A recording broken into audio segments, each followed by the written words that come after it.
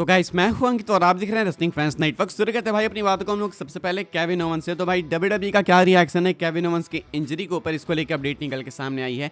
PW insider का कहना है भाई कि केविन ओवंस की इंजरी डब्ल्यूडब्ल्यूई के अंदर ऑफुल के तौर पर देखी जा रही है, डिस्क्राइब की जा रही है। यानी कि डब्ल्यूडब्ल्यूई वालों को लगता है भाई कि एक बहुत ही ऑफुल चीज़ें होने के लिए, लाइक ये चीज़ इस पॉइंट पर नहीं होनी चाहिए थी। रेसलमेनिया 2 हफ्ते दूर है एंड इस टाइम पे ऑलरेडी सेट इनका मैच आप अगर कैंसिल करोगे भाई तो दिल तो टूटेंगे। एंड डब्ल्यूडब्ल्यूई वाले ये चीज़ नहीं चाहते थे, लेकिन आपको मालूम है कि डब्ल्यूडब्ल्यूई के अंदर सुपरस्टार के हेल्थ से ऊपर कुछ नहीं होता। एंड एक बहुत ही अच्छी चीज़ है, डब्ल्यूडब्ल्यूई की मेन प्रायोरिटी है फिलहाल कि सुपरस्टार सेफ रहें एंड ठीक से रहें, वो खुद को हार्म ना करें। फिलहाल केविन ओवंस सर्जरी के लिए जाने वाले हैं, जो कि कहा जा रहा है कि एक नेक फ्यूजन सर्जरी होने वाली है, जिसमें टाइम लगता है, बहुत अच्छा टाइम लगता है। सबसे अर्लीस्ट भाई वो वापस आएंगे तो 6 से 9 महीने लग जाएंगे। यानी कि केविन ओवंस लंबे टाइम के लिए बाहर हो सकता है। अब सीधा आपको अगले साल देखने को मिल सकते हैं। मुझे लगता है भी कि इस साल डब्ल्यूडब्ल्यूई एनीवेज इनको पूरा ऑफ देने वाली है, ताकि अगले साल जब ये आए तो शायद एक अच्छे पुश के साथ आए। पुश अभी भी इनको मिल रहा था, लेकिन केविन ओवंस विक्ट्री नहीं ले रहे थे। आप देखोगे तो पिछले कुछ टाइम में बहुत ही मेजर स्टोरी लाइन्स के पार्ट रहे हैं केविन ओवंस, चाहे सैमी ज़ेन के अगेंस्ट, चाहे कोडी रोड्स के अगेंस्ट, चाहे अभी रैंडी ऑर्टन के अगेंस्ट। लेकिन केविन ओवंस जीत नहीं पा रहे एंड में। क्या पता अभी वापस आए भाई तो जीतने के लिए वापस आए। एंड आई होप ऐसा हो, केविन ओवंस डिजर्व करते हैं। कुछ लोग लग रहा था भाई कि जो केविन ओवंस वाली इंजरी है वो एक वर्क है, यानी कि स्टोरी का पार्ट है, लेकिन ऐसा कुछ नहीं है भाई। ये इंजरी बिल्कुल रियल है, 100%। केविन ओवंस टीवी पे आकर अपने कैरेक्टर को ब्रेक करके गए भाई, प्रॉपर हील थे वो एंड अचानक से आके फेस बन के गए। तो सोच लो कि ये बताने के लिए काफ़ी है कि केविन ओवंस अपने कैरेक्टर को अगर ब्रेक करें तो कितना वर्क है, कितना रियल है। डब्ल्यूडब्ल्यूई ने मैच अनाउंस कर दिया था, मैच कैंसिल करने का कोई सेंस बनता नहीं है अगर ये वर्क होता तो। फिलहाल केविन ओवंस को गेट वेल सून बोलेंगे एंड डब्ल्यूडब्ल्यूई वाले भी सेम फील करते हैं, केविन ओवंस के लिए बुरा फील करते हैं एंड साथ में बहुत डिसअपॉइंटेड इस चीज़ से कि भाई बताओ क्या कर सकते हैं। इस टाइम पे इंजरी आई है जहाँ पे ये मैच सेट हो चुका था एंड अनफॉर्चुनेटली अब केविन ओवंस सो अफसोस अल्टीमेट थ्रिल रेसलमेनिया का पार्ट नहीं हो पाएंगे। आगे बढ़ते हैं, आज हम लोग बात करते हैं ब्रॉक लेसनर के बारे में। एंड लेसनर के फैंस भाई ध्यान से सुनना ये वाली अपडेट। अभी मैंने आपको कल या परसों एक न्यूज़ बताई है, कल बताइए कि लेसनर डब्ल्यूडब्ल्यूई से शायद रिटायर हो गए, ऐसा एक फैन का क्लेम करना है, जिसने क्लेम किया कि वो लेसनर से मिला एंड उसने पूछा लेसनर से कि क्या वो डब्ल्यूडब्ल्यूई के अंदर वापस आएंगे।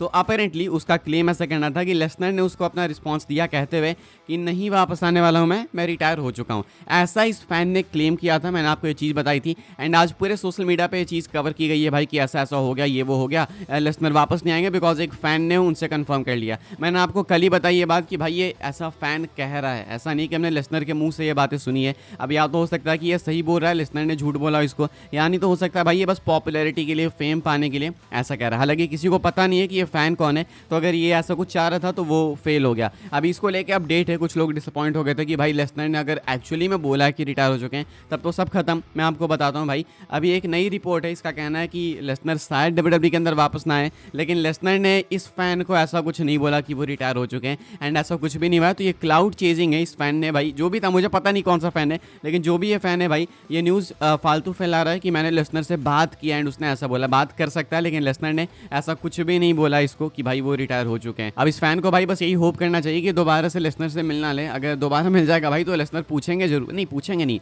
मारेंगे जरूर भाई, पूछेंगे उसके बाद कि आखिर तूने ऐसी खबर क्यों फैलाई। हालांकि लेसनर भाई हो सकता है कि स्टिल डब्ल्यूडब्ल्यूई के अंदर ना है, बिकॉज अभी भी इनका जो केस है वो ओवर नहीं हुआ है। लेकिन इसका मतलब ये नहीं है कि इन्होंने किसी भी एक नॉर्मल चलते इंसान को, रैंडम फैन को ये बोल दिया कि मैं रिटायर हो गया। ये लेसनर क्यों अचानक से बोलेंगे भाई, बोलने की नीड भी नहीं है, हमने तो एक्सेप्ट करके ही रखा है वैसे। लेकिन फिलहाल ये एक हल्की सी पॉजिटिव न्यूज़ है अगर आप लेसनर को वापस आते हुए देखना चाहते हो तो। हमने केस की बात की, हम लोग विंस मैकमैन के केस की बात करेंगे जिसमें ब्रॉक लेसनर भी इन्वॉल्व हैं। इसमें कुछ भाई इंपॉर्टेंट अपडेट है वो मैं आपको बताना चाहूँगा। जब भी कुछ इंपॉर्टेंट होता है तभी मैं आपको बताता हूँ। नॉर्मली मैं कोई वकील तो हूँ नहीं भाई कि ऐसे कवर करूँगा लॉसूट वगैरह। अपडेट ये है भाई कि विंस मैकमैन की जो पार्टी है वो चाहती है कि ये वाला जो केस है वो आर्बिट्री में ट्रांसफर हो जाए, लेकिन ये जो इनकी पार्टी है जनरल ग्रांट वाली वो और भी ज़्यादा प्रूफ्स मांग रही है। बेसिकली ऐसा कहना है कि दोनों बिल्कुल अलग अलग साइड पे खड़े हैं।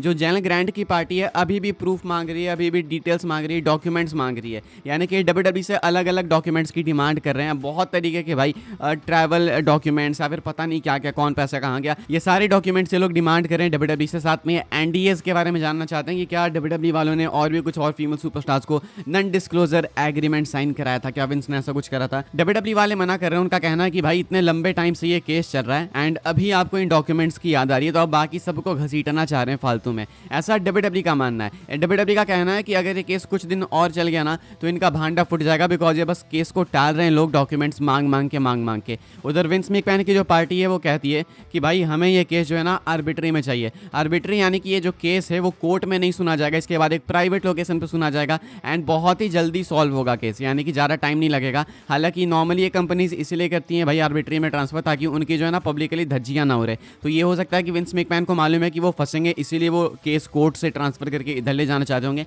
हालांकि अभी एक सुनवाई बाकी है, जो जज है अभी फिलहाल कोर्ट में, उसका ऑर्डर आना बाकी है। वो या तो विंस मैकमैन के साइड को बोलेगी कि ठीक है भाई आप आर्बिट्री में लेके जाओ इस केस को, यानी तो भाई जेलन ग्रांट के साइड को परमिशन दे देगी कि हाँ आप WWE से ले सकते हो वो सारे डॉक्यूमेंट्स जिसकी आपको नीड है। दोनों ही साइड भाई सस्पिशियस है। हो सकता है कि विंस मैकमैन वाले जानबूझ के भाई केस उधर डाल रहे हैं ताकि प्राइवेट में सब कुछ निपट जाए। हो सकता है जेलन ग्रांट वाले जानबूझ के केस टाल रहे हैं भाई, ताकि टालते जाएं एंड में कुछ और किसी तरीके से इसका सुलटा रहा हो, यानी तो विंस मैकमैन को और भी कैसे भी करके फंसा दें। लेकिन WWE का मानना है कि इवेंचुअली जेलन ग्रांट एक्सपोज होगी एंड लोगों को मालूम चल जाएगा। तो ये है एक नई अपडेट विंस के केस को लेके। इसको लेके कुछ और न्यूज़ आएगी तो मैं आपको बताऊंगा। मुझे फुल बिलीव है भाई कि इस साल के एंड तक हमें एक बहुत ही मेजर न्यूज़ मिल जाएगी इनके केस को लेके, जो कि क्लोजर की तरफ हमें आगे लेके जाएगी। आगे बढ़ते हैं गाइस, हम लोग बात करते हैं अगली स्टोरी के बारे में, जो कि भाई अपनी आखिरी स्टोरी एंड ये है रेसलमेनिया 41 के बैटिंग ऑड्स को लेके। अभी तक रेसलमेनिया के लिए जो मैचेस कंफर्म हो चुके हैं भाई, उसके ऑड्स मैं आपको बता देता हूँ। शुरू करते हैं हम लोग सबसे पहले जेड कार्गिल एंड नेओमी के मैच। इनका मैच कंफर्म हुआ भाई फ्राइडे नाइट स्मैकडाउन में, पिछले स्मैकडाउन के एपिसोड में।